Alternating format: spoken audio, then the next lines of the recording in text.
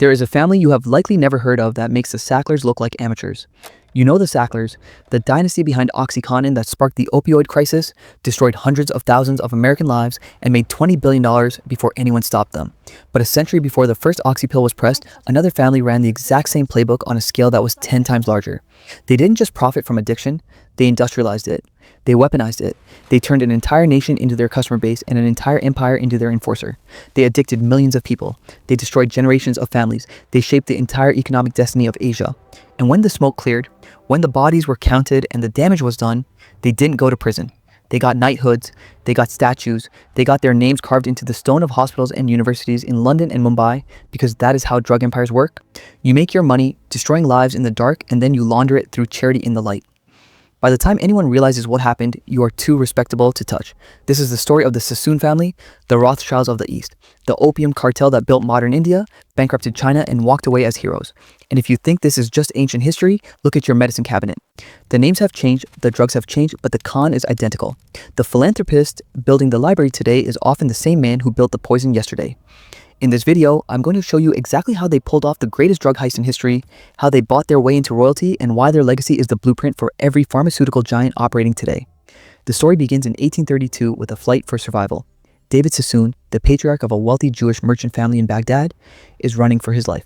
A corrupt governor is squeezing him for money, threatening imprisonment, or worse. So Sassoon packs up his family and flees, first to Iran and then to the one place where he knows opportunity is exploding, Bombay, British India. He arrives as a refugee, but he has three things that matter more than money. He has a vast network of contacts across the Middle East, he has a deep understanding of how to bribe officials, and most importantly, he has perfect timing. He arrives just as the British East India Company is hitting its peak. Now, you need to understand that the East India Company wasn't a normal business. It was a corporate state. It had its own army, its own navy, and its own laws. It controlled more territory than the Roman Empire, and it answered to nobody except its shareholders in London. David Sassoon looked at this corporate monstrosity and realized something brilliant. The British had created a perfect criminal enterprise with legal protection. They had conquered India not just for territory, but for product. And the most profitable product wasn't cotton or spice, it was opium. Sassoon saw that the British needed middlemen. They needed someone who could navigate the local markets, handle the logistics, and do the dirty work while the British officers sipped tea in their clubs. He positioned himself as the ultimate fixer. He built a reputation for absolute loyalty to the crown. If the British needed a loan, Sassoon provided it. If they needed a ship, Sassoon built it. In exchange, he got the one thing every cartel dreams of, a government-sanctioned monopoly. He wasn't just a merchant anymore, he was a partner in the empire's darkest business. This is the part of history that explains the modern world.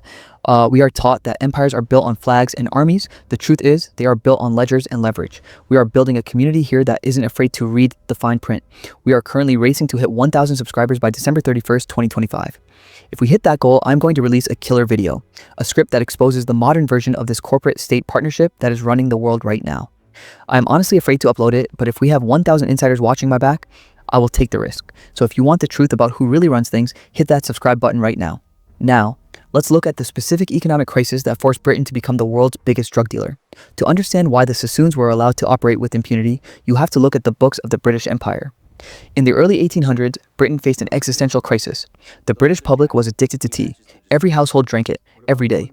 But tea only grew in China, and the Chinese emperor had zero interest in anything Britain produced. He didn't want their wool, he didn't want their tools, he only accepted payment in silver. This created a massive trade deficit. Britain was bleeding 8 million pounds of silver every single year just to pay for tea and silk. The treasury was draining. The empire was technically going broke. They needed a product that the Chinese people would buy in massive quantities, something addictive that would ensure repeat customers and bring the silver back. They found their answer in the poppy fields of India. The solution was opium. The British East India Company industrialized the production of opium in Bengal, creating a monopoly on the crop. But they had a problem. It was illegal to sell opium in China. The British government couldn't technically be seen smuggling drugs. It would cause a diplomatic scandal. They needed a deniable middleman. Enter David Sassoon. He became the bridge. The British grew the poison, and the Sassoon shipped it. It was the perfect symbiotic relationship. By 1836, the Sassoon Company was moving over 30,000 chests of opium a year. Each chest weighed 120 pounds. Do the math.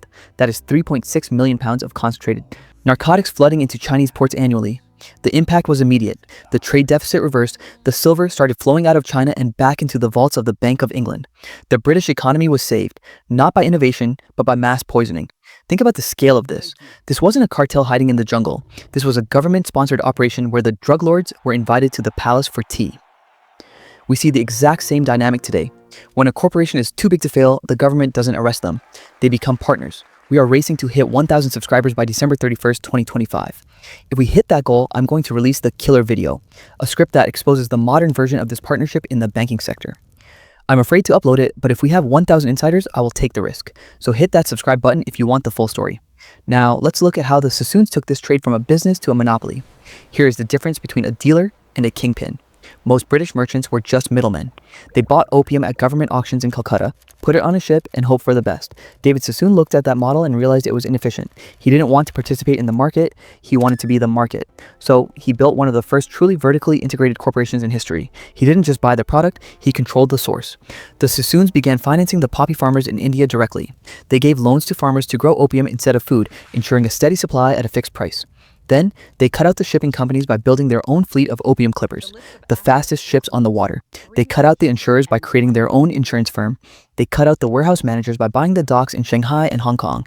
Every single penny of profit that used to go to a third party now stayed in the family. By 1850, if you were smoking opium in China, there was a statistical probability that a Sassoon ship brought it, a Sassoon agent sold it, and a Sassoon bank processed the silver. Does this sound familiar? It should. This is exactly what Amazon does today. Amazon doesn't just sell you a product, they own the warehouse, they own the delivery truck, and they own the cloud servers the website runs on.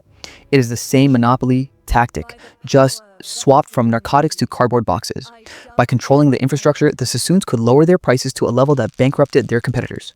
They drove the smaller merchants out of business, consolidating the trade into a massive, unstoppable cartel. By the late 1830s, the volume of opium hitting China was so massive, over 40,000 chests a year, that it started to break the Chinese society. Coastal cities were turning into ghost towns of addicts. Productivity collapsed. The Emperor of China, staring at the destruction of his people, decided he had no choice but to act. He appointed a man named Lin Zexu to stop the trade at any cost. And that decision triggered one of the most shameful wars in human history. A war fought not for land, but for the right to push drugs. In 1839, China finally said no. Commissioner Lin Zexu arrived in Canton with a mandate from the emperor to crush the opium trade.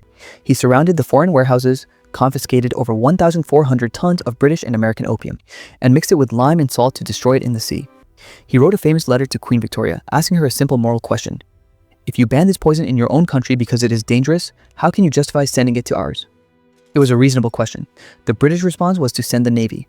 This was the first Opium War. It wasn't fought for freedom, it was fought for property rights, specifically the right of the Sassoons and their partners to sell illegal drugs. The British gunboats, funded partly by Sassoon money and supplied by Sassoon logistics, decimated the Chinese coastal defenses. When China surrendered in 1842, they were forced to sign the Treaty of Nanking. This treaty didn't just end the war, it opened the floodgates. It forced China to pay 21 million silver dollars in reparations, cede Hong Kong to Britain, and opened 5 new ports to free trade. The Sassoons were the biggest winners. They got first access to the new ports. They expanded their operations into Shanghai and Hong Kong, scaling up from 30,000 chests to over 70,000 chests a year. By the 1850s, the century of humiliation for China had begun, but for the Sassoons, it was the century of profit. They had successfully used the military power of the world's largest empire to act as their private security force. This brings us to a difficult question about legacy. The Sassoon name is still on libraries and docks in Mumbai and London today. These are beautiful buildings, but every brick was paid for by the addiction of a Chinese worker. So I want to know what you think. Should we rename these buildings to stop honoring drug lords, or should we keep the names as a reminder of history? Go to the comments right now and type rename or keep. I read every comment, and I want to know where you draw the line between philanthropy and blood money. Because what the Sassoons did next was the ultimate act of laundering. They bought their way into the British aristocracy. If you want to know how a drug lord becomes a sir, you have to study the Sassoons. By the 1870s, the family was unimaginably wealthy, but they had a problem. Their money was dirty. In Victorian society, being an opium merchant was acceptable in the colonies, but it was looked down upon in London high society. So, David Sassoon and his sons launched one of the most sophisticated public relations campaigns in history. They didn't hide the money, they flaunted it, but they attached it to philanthropy. They built the David Sassoon Library in Bombay, a beautiful Gothic structure that still stands today. They built the Sassoon Docks, which modernized the entire port of Mumbai. They funded schools, synagogues, and hospitals. Every time they cut a ribbon, the local newspapers praised their generosity and civic virtue. The opium connection was quietly pushed into the footnotes. It was reputation laundering 101. If you build enough hospitals, people forget how many patients you put in them.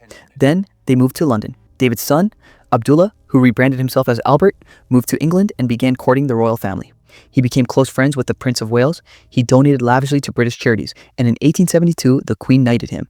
He became Sir Albert Sassoon, a knight of the British Empire. Think about that. A man whose entire fortune was built on an illegal narcotic that destroyed millions of lives was now bowing before Queen Victoria as a hero of the realm. He was the first Jew to be granted the freedom of the city of London. They had successfully converted blood money into blue blood. This is the exact same playbook used by the Sacklers in the 21st century. Before the lawsuits, the name Sackler was on the walls of the Louvre, the Met, and Yale. They knew that if you buy enough art and fund enough wings, the board of directors won't ask where the cash came from. The Sassoons proved that with enough money, you can rewrite your own history while you are still alive. But unlike the Sacklers, who were eventually exposed and shamed, the Sassoons managed to fade away before the pitchforks came out. And their disappearance teaches us the final, most important lesson about the life cycle of a cartel. So, where are the Sassoons today? Why isn't their name on the Forbes list? Because in 1949, the bill finally came due. The Chinese Communist Party won the Civil War, and one of their first acts was to nationalize all foreign assets. Victor Sassoon, the last patriarch, watched as his skyscrapers, his hotels, and his docks in Shanghai were seized by the state without a penny of compensation. He lost over $1 billion in real estate overnight. It was the end of the Sassoon dynasty in China. The family scattered to the Bahamas and England, fading into the background of high society. And this is the final, cynical lesson of the drug empire.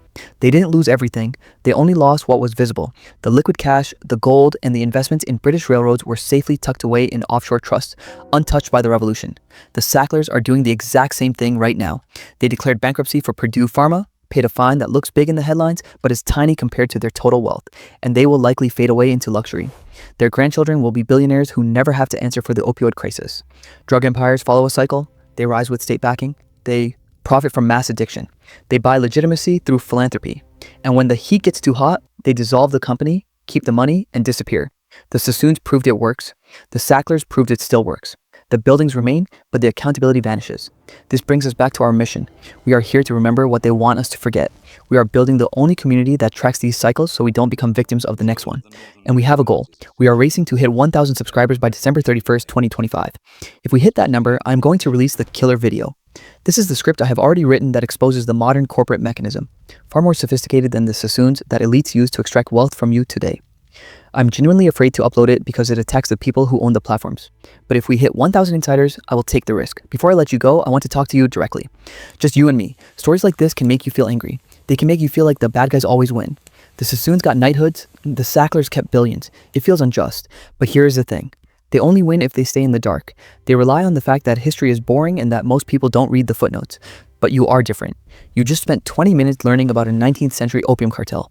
That means you have the curiosity that 99% of the population lacks, and that curiosity is your weapon. When you know where the money comes from, whether it's a library in Mumbai or a pill in your cabinet, you stop being a passive consumer. You start seeing the strings. That is why I started this channel. Not to spread hate, but to spread light. We are going to dig up every buried secret, one dynasty at a time, because the truth is the only thing they can't buy. So if you are with me, if you want to see the world as it really is, hit that subscribe button. Let's build a community that remembers. Class dismissed.